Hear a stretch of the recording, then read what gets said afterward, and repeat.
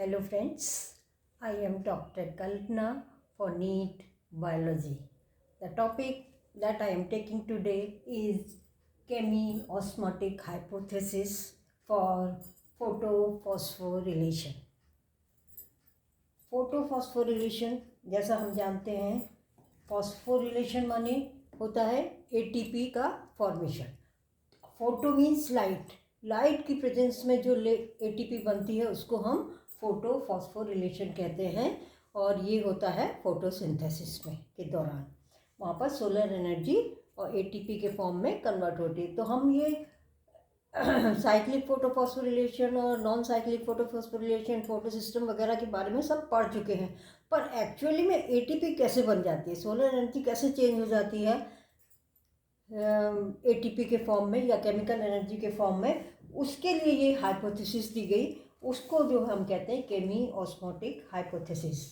ये एक biological mechanism है जो कि प्रपोज किया गया था बाय एक केमिस्ट थे, पीटर डेनिस मिशेल।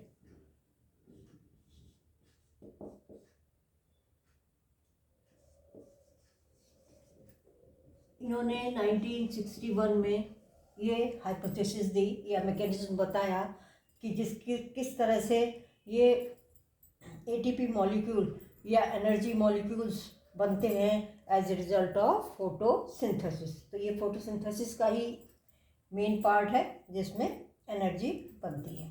तो यहाँ पर हम केवल केमिओस्मोटिक हाइपोथेसिस लेंगे, बाकी डिटेल हम सब पढ़ चुके हैं अपने फोटोसिंथेसिस वाले वीडियो में। ऑस्मोसिस क्या होता है? एक प्रोसेस होता है डिफ्यूजन का जिसमें सब्सटेंस जो है वो पास होता है it's high concentration to low concentration. जहाँ पर उस सब्सटेंस का कंसंट्रेशन हाई होता है वहाँ से वो लो कंसंट्रेशन की ओर चलता है और थ्रू सेमी परमिएबल मेम्ब्रेन। तो ये सेमी परमिएबल मेम्ब्रेन के थ्रू होता है डिफ्यूजन, उसे हम कहते हैं ऑस्मोसिस। फोटोसिंथेसिस में कौन मूव करते हैं? प्रोटॉन्स या H+। ये क्या है? प्रोटॉन है। ये प्रोटॉन्स जो हैं ये डिफ्यूज होते हैं from high concentration to lower concentration. अब हम ये क्लोरोप्लास्ट का स्ट्रक्चर हमने पढ़ा हुआ है। ये क्लोरोप्लास्ट होता है, प्लास्टिड्स हैं जो साइटोप्लाज्म प्लांट सेल के में मिलते हैं। इसमें ये एक तो डबल मेम्ब्रेन है क्लोरोप्लास्ट की, इसके अलावा इसमें ये सैक लाइक स्ट्रक्चर्स होते हैं जिनको हम ग्रेना कहते हैं, और ये जो है ये पूरा एक है ग्रेनम, प्लूरल इसका ग्रेना होता है। ये ये जो है ये क्या है? एक थाइलेकॉइड। ये बहुत इंपॉर्टेंट है, अभी हम इसको केवल इसी के बारे में पढ़ेंगे, थाइलेकॉइड के अंदर कैसे ये एटीपी फॉर्म होती है। और ये जो पार्ट है ये है स्ट्रोमा, जिसमें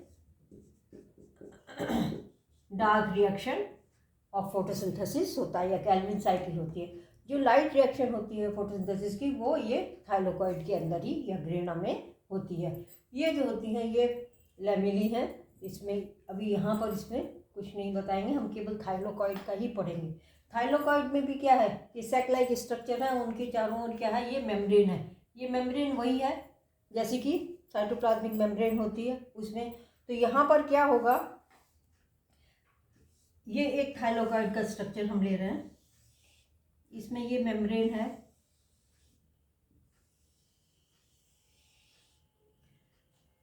ये इसका ल्यूमन है, ये पूरा क्लोरोप्लास्ट है, और ये पूरा ये वाला पोर्शन है थाइलेकॉइड। ये ल्यूमन होगा और ये इसकी मेम्ब्रेन है जो कैसी है? Semi permeable membrane.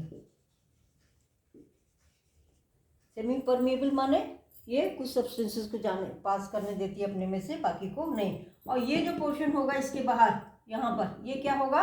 स्ट्रोमा। तो इस थाइलेकॉइड के बाहर जो पोर्शन है वो क्या है?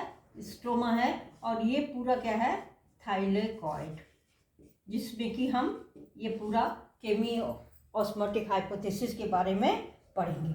तो ये इसको हमें देखना है, ल्यूमन थाइलेकॉइड को। कौन सा पोर्शन? ये। तो इतना पोर्शन हम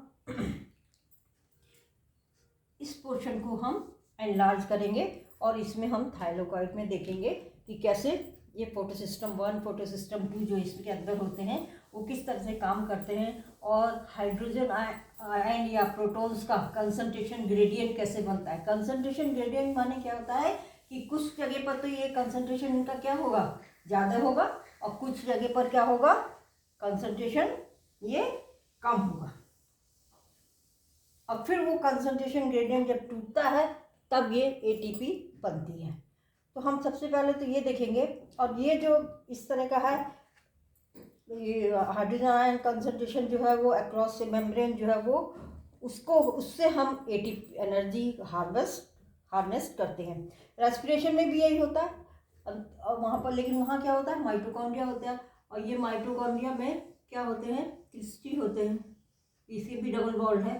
तो ये जो इस आउटर मेम्ब्रेन और इनर मेम्ब्रेन के बीच की जगह है, ये क्या है, इंटर मेम्ब्रेन स्पेस, यहाँ पर होता है हाइड्रोजन आयन एक्युमुलेट।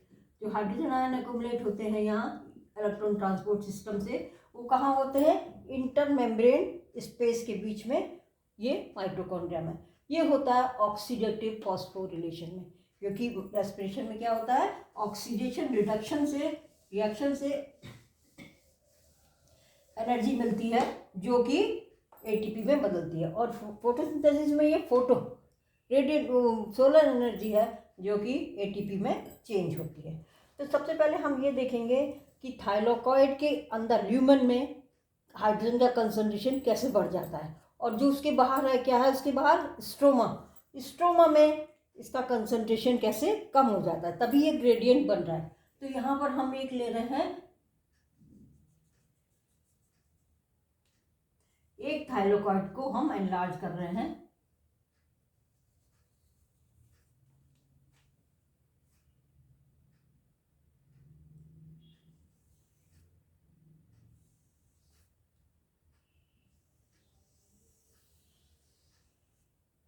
ये हमने एक थाइलाकॉइड लिया है, इसमें इसकी ये मेम्ब्रेन है। मेम्ब्रेन में हमें पता है कि ये जो है, जैसे साइटोप्लाज्मिक मेम्ब्रेन होती है, लिपिड बाई लेयर होती है, वैसे ही यहाँ पर ये लिपिड की बाई लेयर है, ये लिपिड है। सिंपल जैसी यूनिट मेम्ब्रेन होती है वही है। ये पूरी जो लेयर है, ये पूरी इसमें थाइलाकॉइड की मेम्ब्रेन है जो इसको सराउंड करेगी। और इधर जो होगा यहाँ पर, इसके बाहर क्या है, स्ट्रोमा। ये पोर्शन क्या है, स्ट्रोमा, क्लोरोप्लास्ट के अंदर का। और ये क्या है, ये है थाइलाकॉइड का ल्यूमन।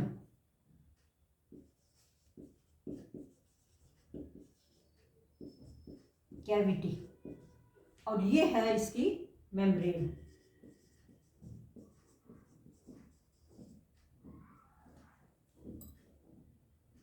थाइलाकॉइड, इसके अंदर हाइड्रोजन प्रोटॉन का कंसंट्रेशन बढ़ेगा और यहाँ पर कम होगा। कैसे, वो हम देखेंगे। तो सबसे पहले क्या होता है, हमें पता है कि पिगमेंट्स जो होते हैं क्लोरोप्लास्ट के अंदर, वो दो तरह के हम फोटोसिस्टम में बांट सकते हैं, फोटोसिस्टम 1 और फोटोसिस्टम 2। तो ये सिचुएटेड होता है थाइलाकॉइड की मेम्ब्रेन में। तो एक तो ये हो गया, ये क्या है, फोटोसिस्टम 2। फोटोसिस्टम 2 में जो रिएक्शन सेंटर होता है वो होता है P680। मतलब क्या हो गया, रिएक्शन सेंटर वगैरह हम पढ़ चुके हैं सब। इसमें जितने भी पिगमेंट्स होते हैं वो सब सोलर एनर्जी एब्जॉर्ब करते हैं, और अंत में वो जो है वो पिगमेंट 680 जो नैनोमीटर वेवलेंथ एब्जॉर्ब करता है उसको दे देते हैं। तो ये सारी एनर्जी, सोलर एनर्जी जो है इस पे आ जाती है। ये जो है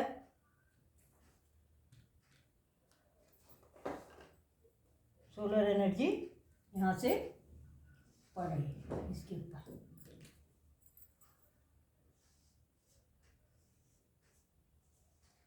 ये एब्जॉर्ब कर रहा है फोटोसिस्टम 2।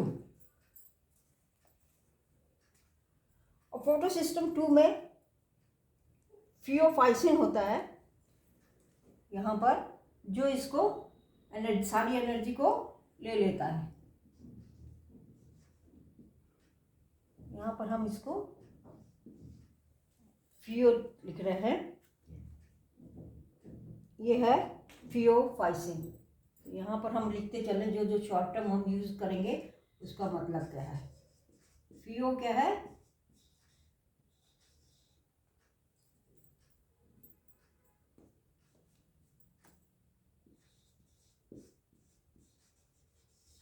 फियोफाइसिन। ये भी एक तरह का पिगमेंट ही है, कलरलेस पिगमेंट है, जो फोटोसिस्टम 2 में जितनी भी एनर्जी है उसको खुद ले लेता है, और इलेक्ट्रॉन भी इसी के पास ट्रांसफर होता है।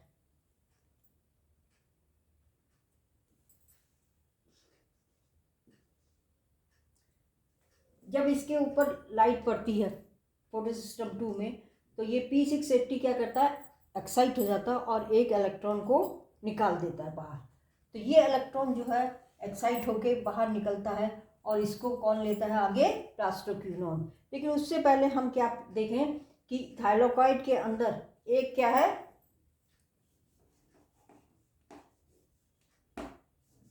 ये ल्यूमन है, इसको मिटा देते हैं। यहाँ पर एक सिस्टम है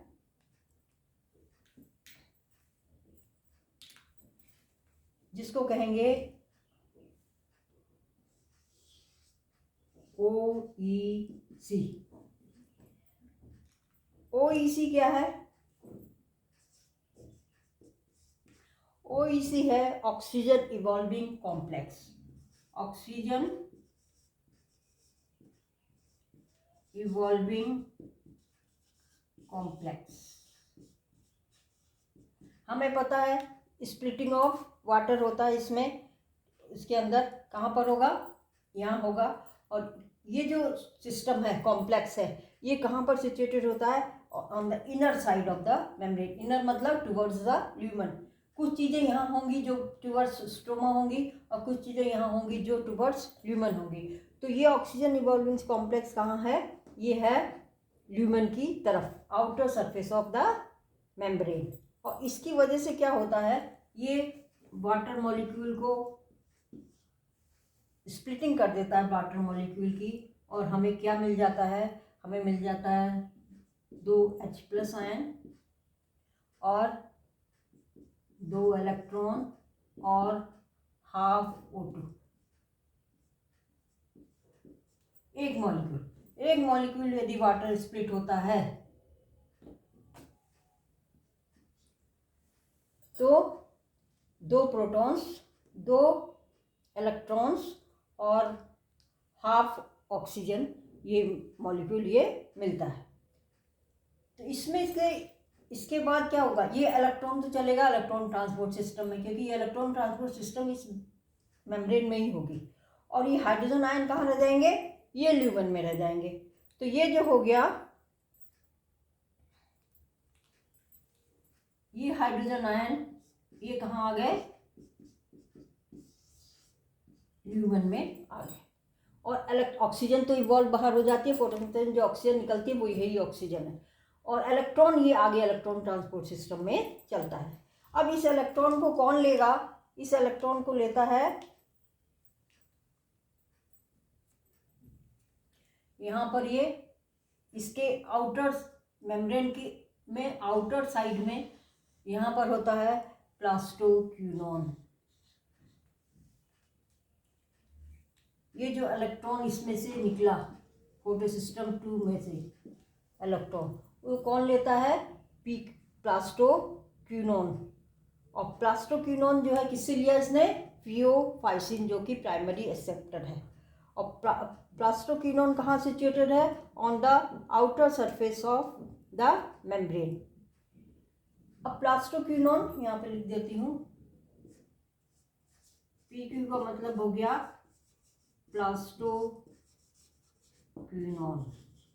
ये इलेक्ट्रॉन ट्रांसपोर्ट सिस्टम चल रहा है, मेम्ब्रेन में होता है। प्लास्टोक्विनोन क्या करता है, ये इलेक्ट्रॉन लेता है और ट्रांसफर हो जाता है किसमें, रिड्यूस्ड प्लास्टोक्विनोन में।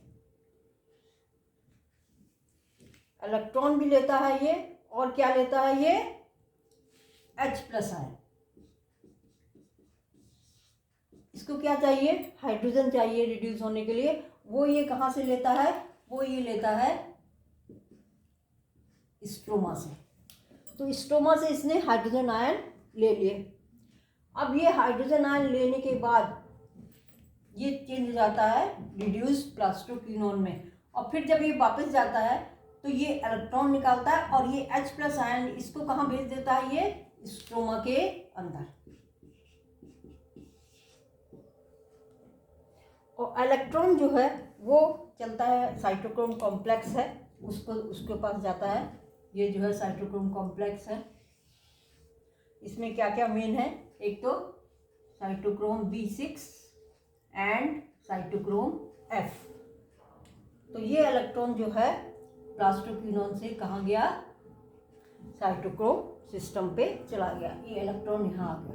तो जो प्लास्टोक्विनोन ने लिया था इलेक्ट्रॉन, वो इसने ट्रांसफ़र कर दिया साइटोक्रोम को, और जो हाइड्रोजन इसने स्ट्रोमा से ली थी प्रोटॉन, वो इसने कहाँ भेज दी, ल्यूमन में हाइड्रोजन आयन भेज दी।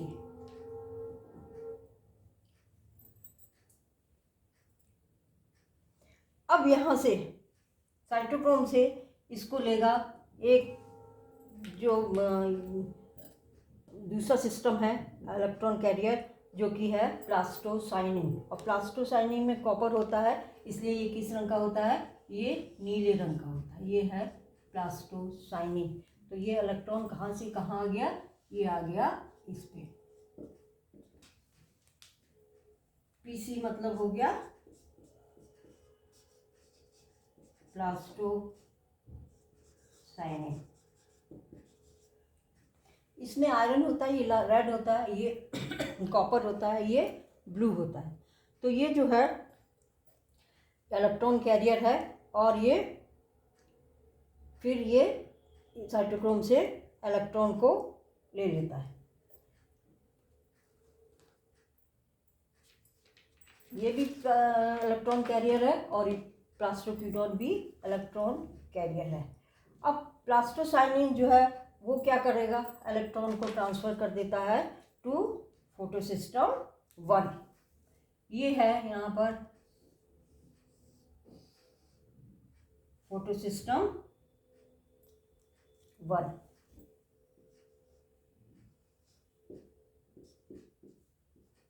फोटोसिस्टम 1, इसमें क्या होता है, रिएक्शन सेंटर होता है P700, और जो इसका प्राइमरी एक्सेप्टर है जो इसको लेगा वो होता है आयरन सल्फर कॉम्प्लेक्स, जो इससे इलेक्ट्रॉन को लेता है।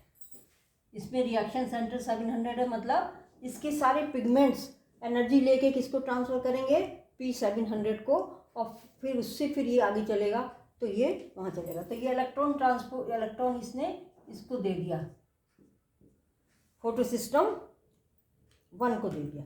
अब फोटोसिस्टम 1 भी एनर्जी ऑब्जर्व करता है, इस पर भी लाइट पड़ती है, और ये भी एनर्जी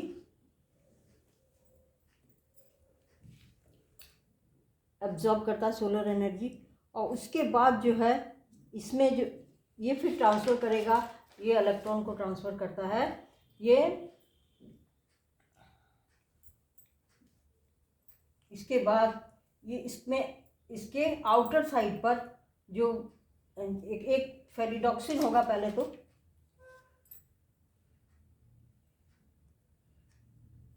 यहाँ पर ये फेरिडॉक्सिन है, और इसी के साथ में ये है FNR।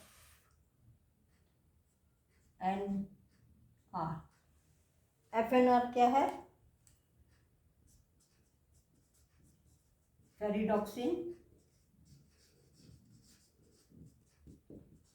NADP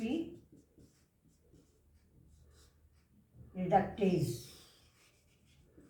एंजाइम है। ये क्या करेगा, NADP का रिडक्शन करेगा।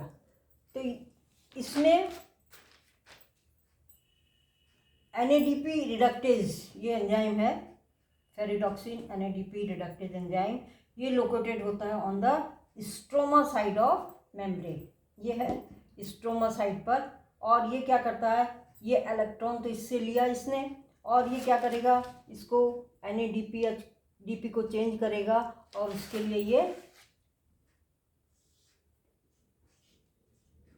NADP+ ये रहता है, और इसको ये चेंज किस में करता है, NADPH में। तो इसके लिए इसको क्या चाहिए, एक तो इलेक्ट्रॉन चाहिए जो ये यहाँ से ले रहा है, 2 इलेक्ट्रॉन, एक इससे और एक जो इस यहाँ से आ रहा है, वो इसने इलेक्ट्रॉन ले लिया। और उसके अलावा इसको क्या चाहिए, H+ आयन चाहिए, H चाहिए। वो H+ ये क्या करता है, ये कहाँ से ले रहा है, स्ट्रोमा से ले रहा है। ये NADP+ जो है ये क्या है, एक कोएंजाइम है जो फंक्शन करता है एज यूनिवर्सल इलेक्ट्रॉन कैरियर। ये इलेक्ट्रॉन एक्सेप्ट करता है और हाइड्रोजन आयन एक्सेप्ट करता है या प्रोटॉन एक्सेप्ट करता है, क्या बनाता है, NADPH बनाता है, निकोटिनामाइड एडेनिन डाइन्यूक्लियोटाइड फॉस्फेट। तो NADP का मतलब हो गया निकोटिनामाइड एडेनिन डाइन्यूक्लियोटाइड फॉस्फेट, और ये है रिड्यूस NADP। तो इस तरह से ये बन गया। और इसने क्या यूज़ किया, हाइड्रोजन आयन या प्रोटॉन कहाँ से लिए, इसने स्ट्रोमा से लिए। तो ये स्ट्रोमा से यहाँ आ गए। तो इस तरह से प्रोटॉन्स क्या हो गया, स्ट्रोमा से रिमूव हुआ। अब यदि हम देखें 3 जगह पर, एक तो हाइड्रोजन आयन यहाँ आ रहे हैं ल्यूमेन के अंदर, ये किससे आ रहे हैं, स्प्लिटिंग ऑफ वाटर से आ रहे हैं। एक हाइड्रोजन आयन यहाँ आ रहा है, किससे आ रहा है, जब प्लास्टोक्विनोन ने इलेक्ट्रॉन एब्जॉर्ब किया था तो उसने H आयन कहाँ से एब्जॉर्ब किया, एक और उसने H प्रोटॉन जो यूज़ किया वो कौन सा किया, स्ट्रोमा से। तो यहाँ ये दोनों एक्स्ट्रा हो गए, ल्यूमेन के अंदर H आयन बढ़ गए।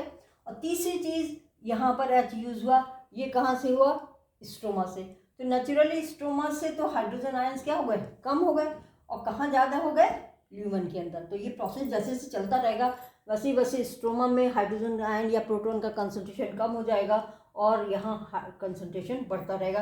ये बहुत इंपॉर्टेंट 3 चीज़ें हैं। ये क्वेश्चन जो है अभी आया हुआ है, इसी साल 2022 में आया हुआ है कि पहला हाइड्रोजन आयन जो यहाँ बढ़ रहा है वो किस किस की वजह से बढ़ रहा है। तो एक तो बढ़ रहा है स्प्लिटिंग ऑफ वाटर से, दूसरा बढ़ रहा है प्लास्टोक्विनोन से जो स्ट्रोमा से प्रोटॉन एब्जॉर्ब करता है और फिर जब इलेक्ट्रॉन ट्रांसफ़र करता है तब ये हाइड्रोजन को अंदर कर देता है और फिर प्रोटॉन को अंदर कर देता है। और तीसरा यहाँ स्ट्रोमा से प्रोटॉन यूज़ हो रहे हैं, मतलब कम हो रहे हैं। तो यहाँ भी स्ट्रोमा से कम हो रहे हैं, यहाँ भी स्ट्रोमा से कम हो रहे हैं, और इन दोनों जगह ये ह्यूमन में बढ़ रहा है अचायन कंसंट्रेशन, प्रोटॉन का कंसंट्रेशन।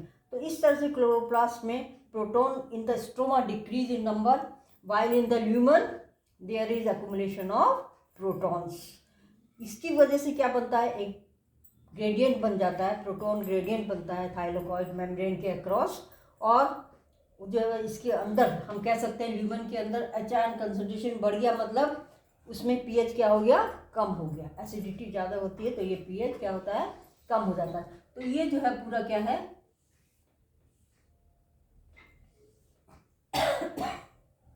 ये इसकी मेम्ब्रेन है, पूरा इस तरह से ही चलेगी, थाइलेकॉइड की मेम्ब्रेन है।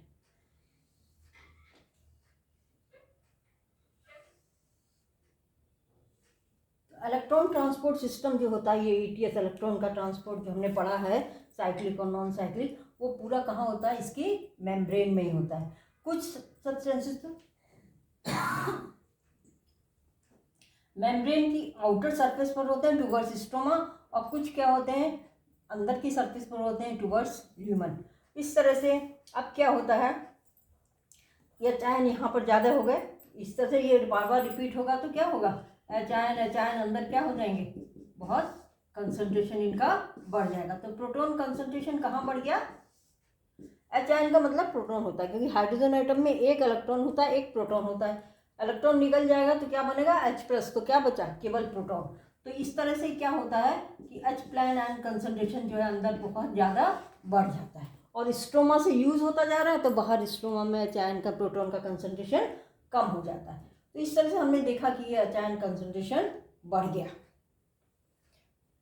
अब ये इसका ब्रेक डाउन होगा, जो प्रोटॉन कंसंट्रेशन बढ़ा है अंदर, ये टूटेगा क्योंकि बहुत अच्छा। ये जो ट्रांसफ़र हो रहा है ये क्या है, अपहिल ट्रांसपोर्ट है प्रोटॉन्स का अक्रॉस द मेम्ब्रेन, माने यहाँ से यहाँ आने के लिए एनर्जी चाहिए होगी। हाइड्रोजन आयन जहाँ भी आ रहा है इसके अंदर वो एनर्जी लेंगे। एनर्जी कौन सा होगी, ये सोलर एनर्जी जो इन्होंने यूज़ की थी जो इलेक्ट्रॉन के पास थी। जब ये इलेक्ट्रॉन ट्रांसपोर्ट सिस्टम में आगे बढ़ता है तो ये अपनी एनर्जी अचायन को देता रहता है सब। तो यहाँ पर क्या हो गया, एनर्जी भी खूब हो गई और अचायन भी बहुत ज़्यादा हो गए।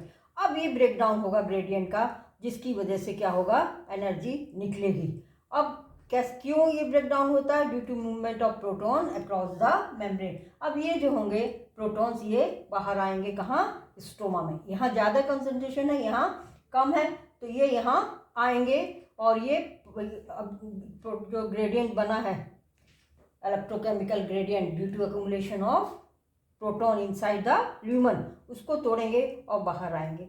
बाहर आने के लिए क्या है, एक चैनल बन जाता है एंजाइम का। इसको दिखाऊं,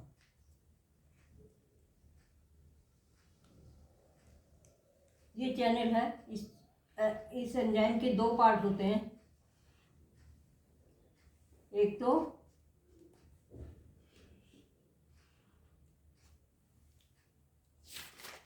इसका F0 पार्ट होता है, ये एंजाइम है F0 पार्ट होता है। ये क्या करता है, एटीपी, इस एंजाइम को या तो एटीपी पेज कहते हैं या एटीपी सिंथेज कहते हैं। और इसमें दो पार्ट होते हैं। इसका F0 जो पार्ट है वो एम्बेडेड रहता है मेम्ब्रेन में, और जो दूसरा पार्ट है वो क्या रहता है, वो प्रोट्रूड रहता है बाहर, मेम्ब्रेन से बाहर रहता है। ये कहलाता है F1 पार्ट। F1 पार्ट जो है प्रोट्रूड करता है outer surface of the thylakoid membrane on the side faces the stroma, मतलब ये किस में है, स्ट्रोमा में है। अब जब अचायन इसमें से जाने लगते हैं तो क्या, जब ये ब्रेक डाउन होगा ग्रेडियंट का तो इसमें बहुत ज़्यादा एनर्जी निकलेगी और इस F1 में क्या होगा, F1 वाले पोर्शन में इसके कि कन्फॉर्मेशनल चेंज होगा और फिर एटीपेज जो है वो एंजाइम काम करेगा और एटीपी बनाएगा, किससे, एडीपी और इनऑर्गेनिक फॉस्फेट। तो ये क्या करेगा, एडीपी प्लस इनऑर्गेनिक फॉस्फेट से क्या बना देगा, एटीपी। इस एंजाइम का नाम है एटीपी सिंथेज या एटीपेज, कुछ भी कह सकते हैं। एटीपी सिंथेज ये है एंजाइम। और इसके में ये F0 जो पार्ट है इसका, इसने क्या बनाया, एक चैनल बना दिया जिसके थ्रू प्रोटॉन या H+ आयंस क्या हुए, पास हो जाते हैं इनटू द F1 पार्टिकल। तो F1 पार्टिकल जो है एंजाइम का एटीपेज या एटीपेज सिंथेज, उसका जो है इसमें चेंज इस तरह से हो जाता है कि अब ये काम करने लगता है एज कैटलिस्ट, और फिर ये जो एनर्जी थी इसके अंदर वो भी बाहर निकलती है। इसके अंदर एनर्जी कहाँ से आई थी, इसके अंदर एनर्जी आई थी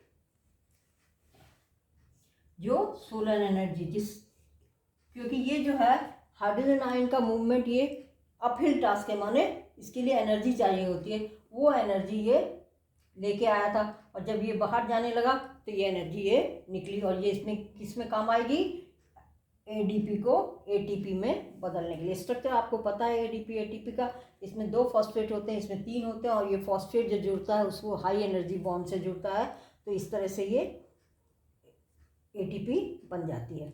और सोलर एनर्जी यहाँ पे क्या हुई, यूज़ हुई किसमें, हाइड्रोजन आयन को या प्रोटॉन को पंप करने में across the membrane into the, इस तरह से when hydrogen ion diffuse out across the membrane, enough energy is released to activate